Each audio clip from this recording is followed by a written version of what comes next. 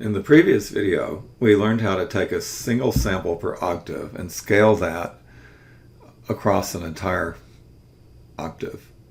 So, for example, in this case, I've taken the sounds from a guitar and I've gotten C3 and C4 and C5.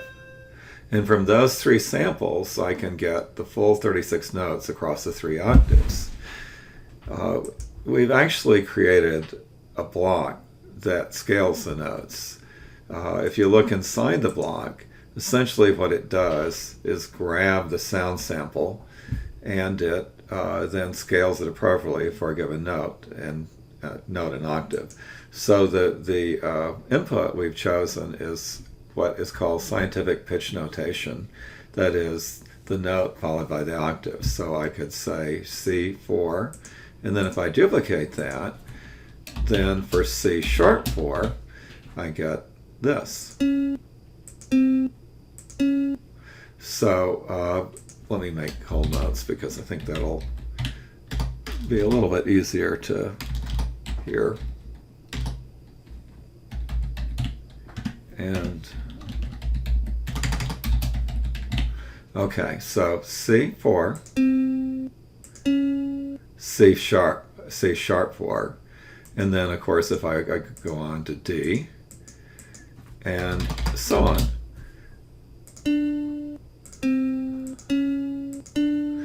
And now for any sample, I can do all 12 notes in the octave.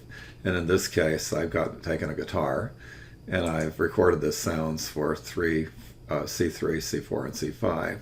So the way the block works is that you put the note in the first input block, and then you put the duration of the note, whole note, half note, quarter note, or so on, in the second block.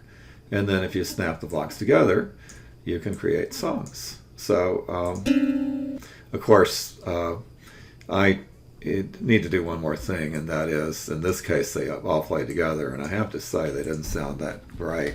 If I were to do C4, E4, and G4, they're going to sound a lot better. Let me just put in G4 here.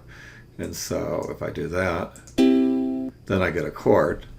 But we probably also want another version of this that plays the note and waits before going on to the next note. But the basic technique relies on sampling the instrument for the first note in the octave, and then increasing the playback rate so that it plays back faster, causing the pitch to rise. And this is the method that we can use to make our own songs and our own tunes, not just taking a pre-recorded song that somebody else made, but now we have the capability to compose our own songs using this technique.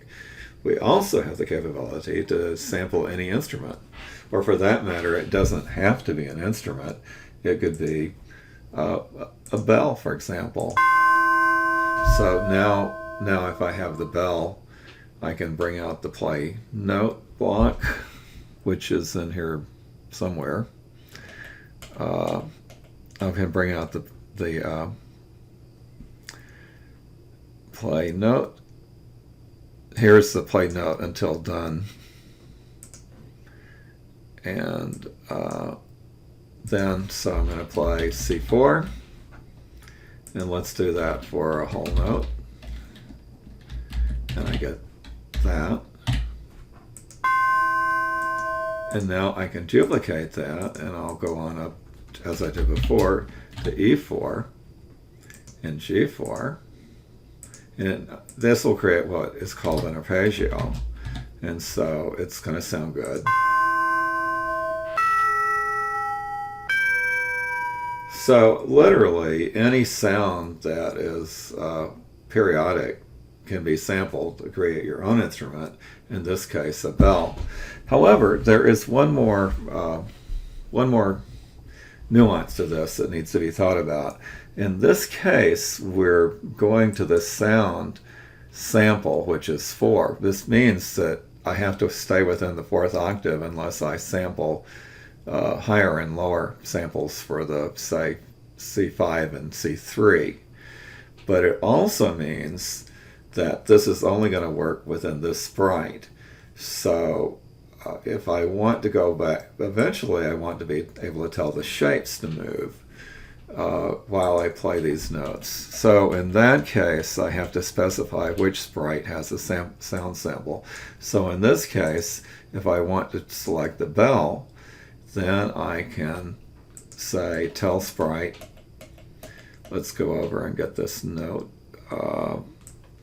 To tell the bell to play the note C4 for a whole note. And now if I go, it'll work.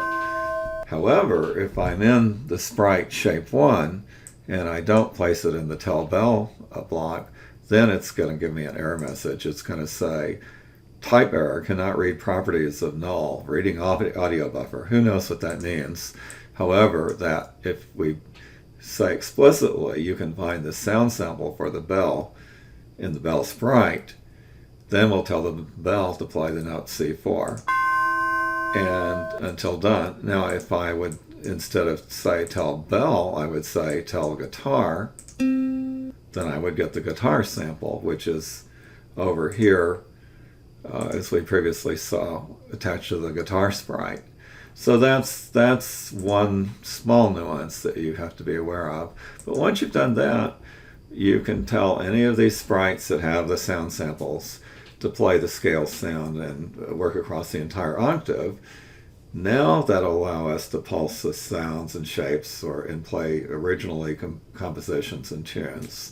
So now we have all the tools we need to make our own original compositions in Snap and play music in coordination with swirling shapes and sounds or animated art or whatever you might like to do. You can create your own light show, in fact.